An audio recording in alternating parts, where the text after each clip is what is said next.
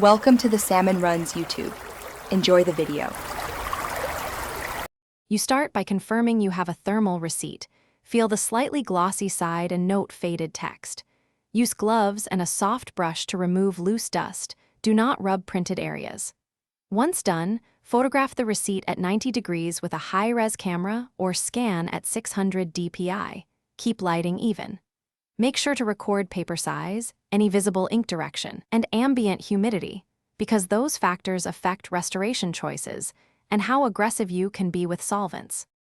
Next, import your scan into an image editor and work non-destructively on a copy. Increase contrast and tweak curves to pull out faint thermal dye. Examine individual color channels, because thermal prints often reveal characters in one channel.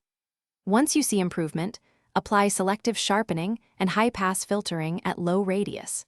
If physical smudging exists, lightly dab 70% isopropyl on a corner to test stability before broader use. If paper is curled or brittle, humidify in a sealed chamber for 1 to 2 hours, then flatten under light. Finally, save your enhanced files in durable formats: TIFF for archiving, PNG for clarity, and PDF for easy sharing.